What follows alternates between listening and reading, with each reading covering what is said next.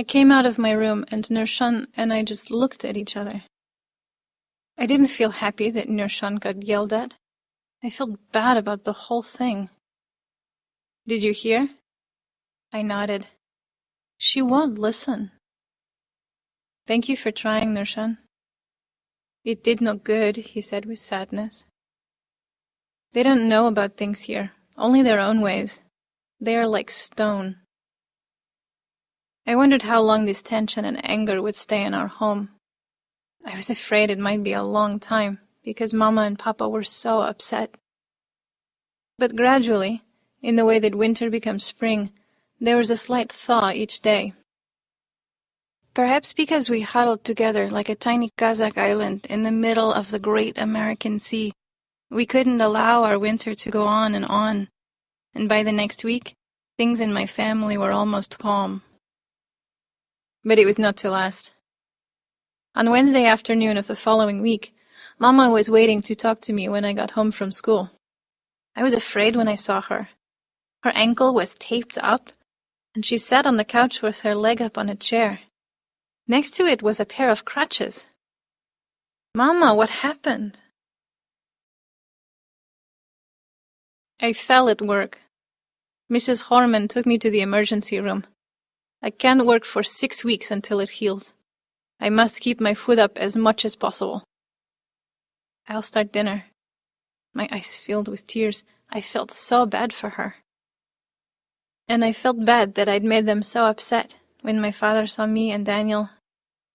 Even though I knew I hadn't done anything wrong, it still bothered me that I'd been the cause of such trouble in our house. It was decided that I'd take Mama's jobs for her while she couldn't work. I wouldn't go to gymnastics practice.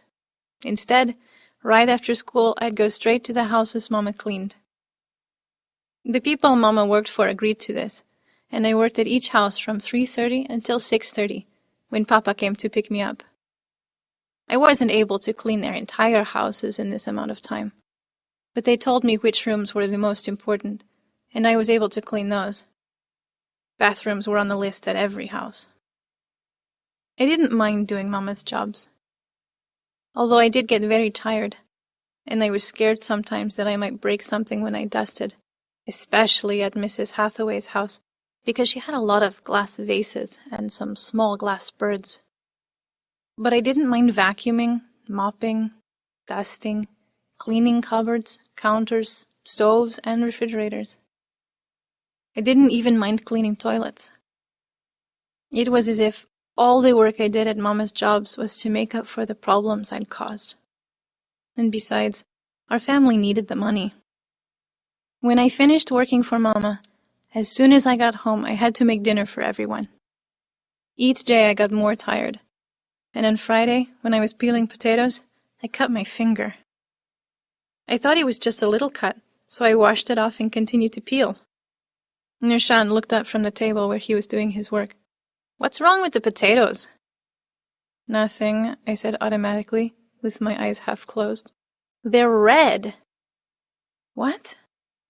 The potatoes, Maya, they look like you painted them with red streaks. I looked down and saw my finger bleeding on the potatoes, and it scared me to be so tired that I hadn't seen this. It's just blood, Nurshan. I cut myself. It'll wash off. Oh, yuck. Quiet, boy. I said I would wash it off. That night at dinner, Nurshan refused to eat the potatoes, even though there was no sign of blood on them, and I wanted to take the whole dish and dump them on his head. The next week, I was so tired after going to school and cleaning Mrs. Hathaway's house that I burned the chicken. After I put it in the oven, I sat at the table with Nurshan to do my homework. I rested my head on my book for just a minute, and the next thing I knew, Nurshan was pounding on my arm. Maya, the oven, he shouted. I woke to see smoke seeping from the oven. Oh, no!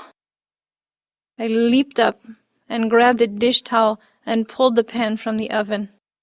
The chicken was very dark, but not black, although all the juice at the bottom of the pan had burned and was smoking. It's okay, Nurshan. We can still eat it. Good. Nursan didn't mind the almost burnt chicken that night, but Papa did. This tastes like my shoe, Papa grumbled. I beg, I have to keep my foot up, and Maya is doing the best she can. It is not easy. She must go to school, then do my work, then cook for us. She is just a young girl. I looked at Mama and felt tears in my eyes. I couldn't remember another time when Mama spoke on my behalf, and my tears were the kind you have when you know someone is on your side. The next evening, as dinner was cooking, I sat with Nursan at the kitchen table and helped him with his spelling words.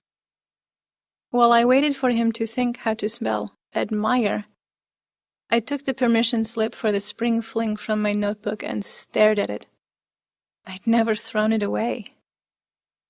A-D-M-I-E-R. Almost, Nursan. It's this, I said, as I wrote the correct spelling on the top of the permission slip and turned it for him to see. A-D-M-I-R-E, he spelled. Then he looked closely at the slip. What's this for? It's a permission slip for the spring fling, the all-school dance. But it is only good for scratch paper to help you with spelling. Papa will never let me go. I don't know why I trouble myself to keep such a thing. Nursan took the slip and put it in his notebook. What are you doing with it? Let me try. Try what?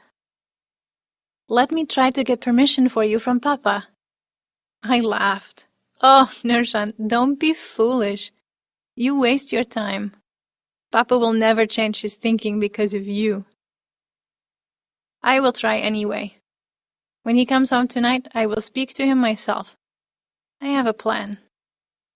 I could only smile a sad smile at the idea of little Nursan trying to change the mind of Papa, who is a man like a boulder. After dinner, I went to my room to study, leaving Nursan to talk with Mama and Papa. I was afraid to really hope that any good thing could come from Nursan's plan. To hope and then be disappointed seemed to be worse. It was better not to hope, and to live my dreams through Shannon. I could at least hear every little detail of her experience at the dance and be happy for her, giving up the idea that I'd ever be the one who goes to the dance too. But I comforted myself thinking about the dream in my life that really had come true. The gymnastics team. I still had that, and I was warming my heart with thoughts of the team when Nursan burst into the room. Maya, you can go! Nursan jumped up and down like a little monkey, and I stared at him in disbelief. Don't joke with me about such a thing, boy, I snapped. No, it's true, look! He waved the permission slip in front of my face. I stared at the slip, still in disbelief. Ebek Alazova. Papa's name, and Papa's writing. It was true. I was still staring at the slip, still afraid to completely believe that such a thing could be true, when Mama and Papa came in. We give permission for this, Maya, because Nursan will go too, Mama said. He will not leave your side, Papa announced in a most serious tone. He is your sopravazdiishi. Chaperone. I said the English word. I knew this word because the parents who help the teachers supervise the kids at school activities are called this. But I hadn't heard of a little boy being a chaperone. Thank you, Mama. Thank you, Papa. It is Nursan you must thank, Mama said. I thanked Nursan too, and Mama and Papa left our room. Then I heard the front door close, and I knew Papa had left for work. That night, Nursan and I whispered in our beds after Mama had gone to sleep. Nursan, what will I tell my friends when you come to the dance? Don't worry, I thought about that problem. You will tell them you must babysit for me. But at a dance?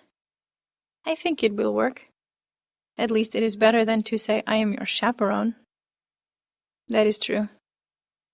I watched the orange light of the mini-mart sign blink on and off, and I heard Nurshan's slow breathing as he fell asleep. Thank you, Nurshan, I whispered as I began to dream of the dance.